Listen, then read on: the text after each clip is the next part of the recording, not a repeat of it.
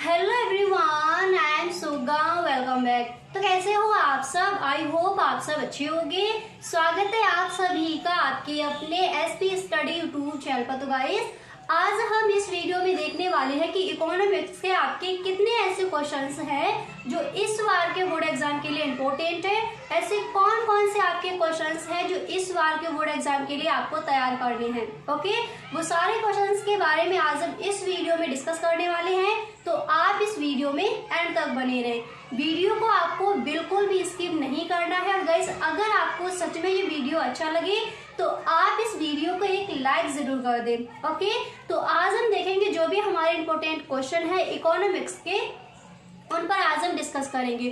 और गाइस, इसी तरह से हर सब्जेक्ट के जो भी आपके इंपॉर्टेंट क्वेश्चन है, प्रीवियस ईयर क्वेश्चन है, मॉडल पेपर का फुल सॉल्यूशन आपको इसी चैनल पर मिलने वाला है। तो अगर अभी तक आपने चैनल सब्सक्राइब नहीं किया है तो आप इस चैनल को सब्सक्राइब कर लें। Okay, so without any let's guys, यहाँ पर देखिए जितने भी आपके इंपॉर्टेंट क्वेश्चन हैं वो मैंने यहाँ पर सारे आपके लिए लिख कर रख लिए हैं। ठीक है, जो इस बार के बोर्ड एग्जाम के लिए इम्पोर्टेंट है वही क्वेश्चन यहाँ पर आपको मिलने वाले हैं।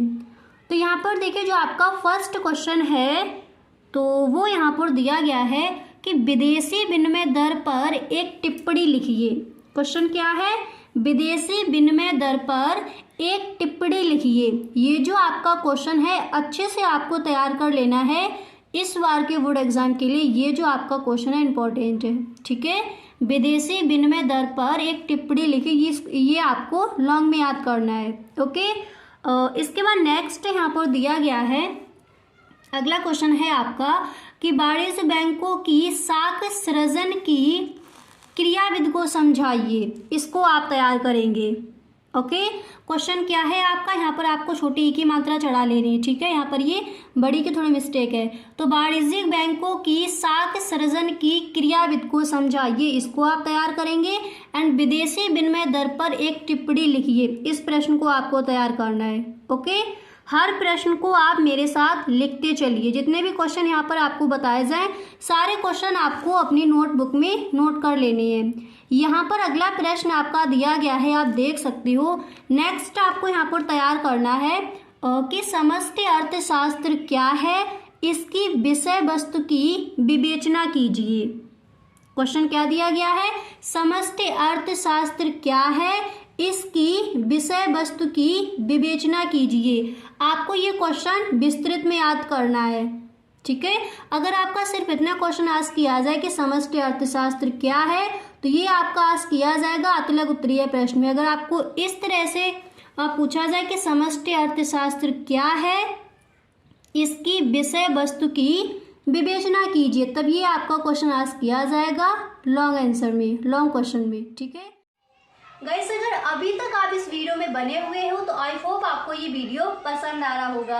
अगर सच में आपको ये वीडियो अच्छा लग रहा है तो आप इस वीडियो को एक लाइक जरूर कर दें। और यदि आप इस चैनल पर पहली बार आए हो तो इस चैनल को सब्सक्राइब कर लेना, बेल आइकन को भी प्रेस कर देना ताकि वीडियो की जो भी नोटिफिकेशन हो वो सबसे पहले आपके पास पहुंचे, क्योंकि हर सब्जेक्ट की आपकी तैयारी इसी चैनल पर कराई जाएगी। इस बार आपको 90+ स्कोर करना ही है।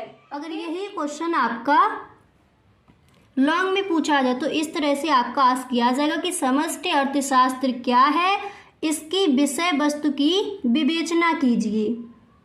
अच्छे से समझ आ गया? अगला क्वेश्चन देखते हैं। इसके बाद नेक्स्ट है आपका, ये very very most important question है इस बार के बोर्ड एग्जाम के लिए, कि मांग का नियम क्या है, मांग वक्र दाहिनी ओर और नीचे को क्यों झुकता है। ठीक है, अगर देखिए ये क्वेश्चन आपका सिर्फ इतना पूछा जाए कि मांग का नियम क्या है तो ये आपका पूछा जाएगा लघु उत्तरीय प्रश्न में, नहीं तो अतिलघु उत्तरीय प्रश्न में। ज़्यादातर ये क्वेश्चन आपका लघु उत्तरीय प्रश्न में रखा जाता है कि मांग का नियम क्या है, मांग के नियम से आप क्या समझते हैं, या फिर मांग के नियम की परिभाषा दीजिए।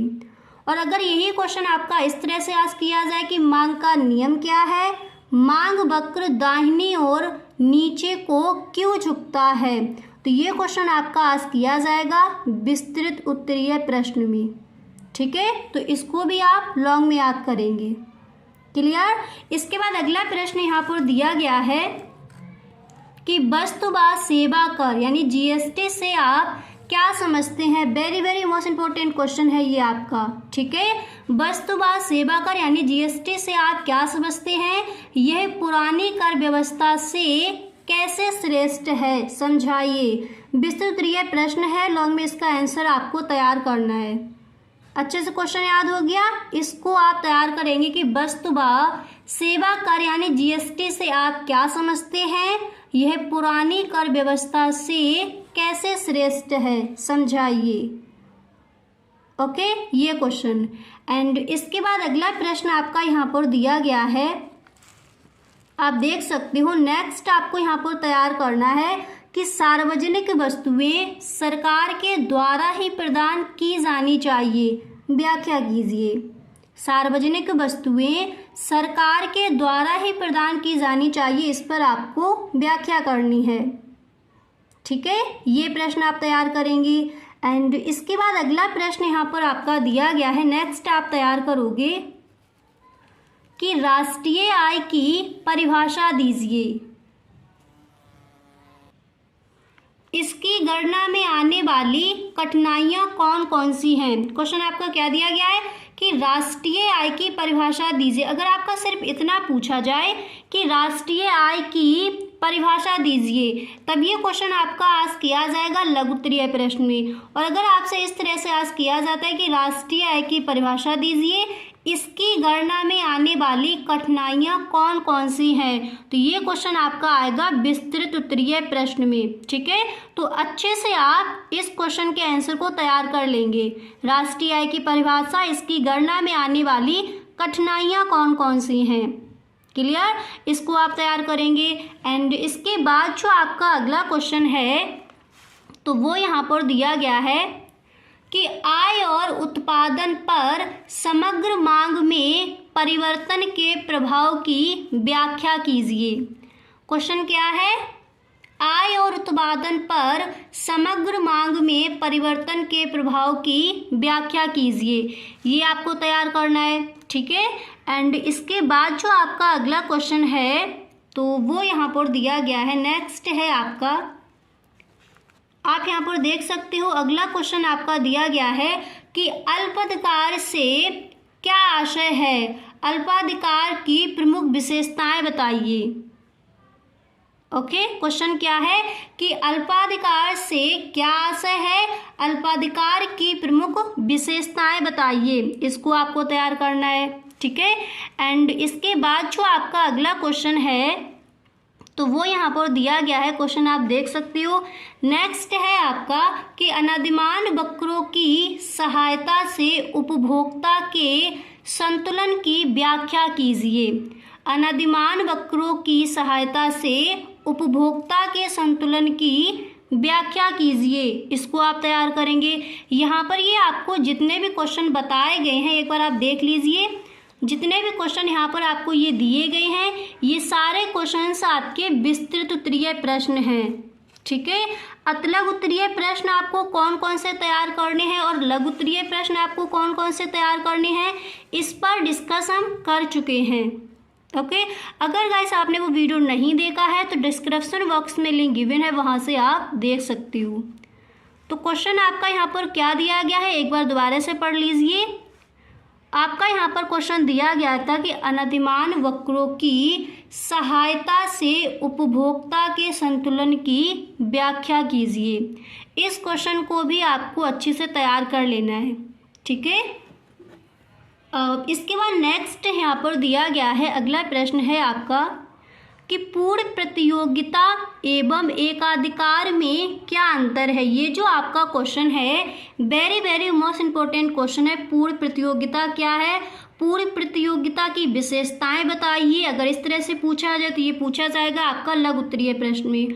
अगर यही क्वेश्चन आपसे इस तरह से पूछा जाए कि पूर्ण प्रतियोगिता एवं एकाधिकार में क्या अंतर है, तो ये आपका पूछा जाएगा विस्तृत उत्तरीय प्रश्न में। तो अच्छे से इसको आप तैयार कर लेंगे लॉन्ग में, ठीक है।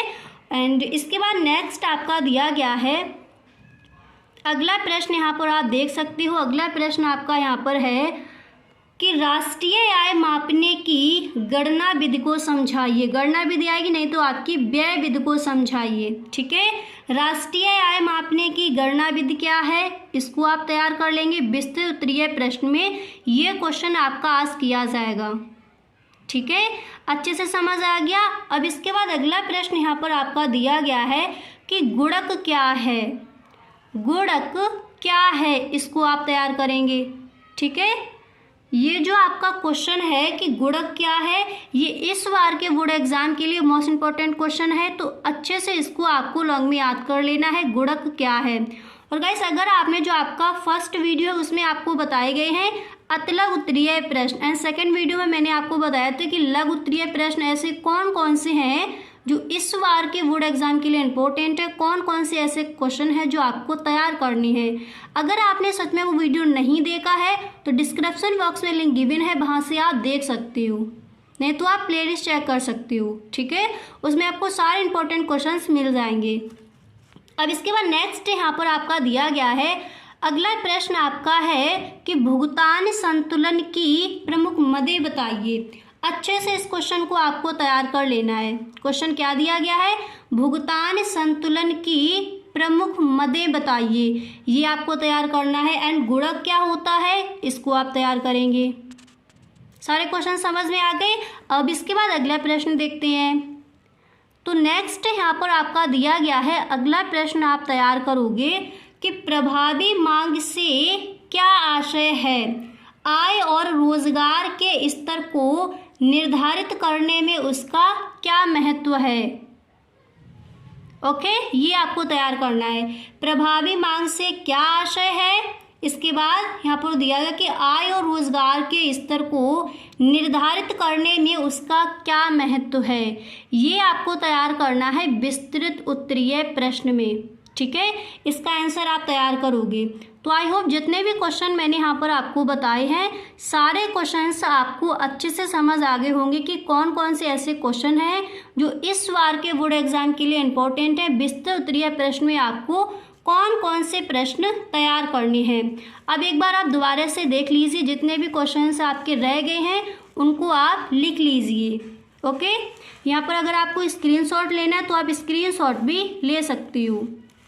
ये हैं आपके क्वेश्चंस, ये आपको तैयार करने हैं इस बार के बोर्ड एग्जाम के लिए। ये आपके विस्तृत उत्तरीय प्रश्न है जो इस बार के बोर्ड एग्जाम में आज किए जाएंगे, तो इनको आप तैयार कर लेंगे।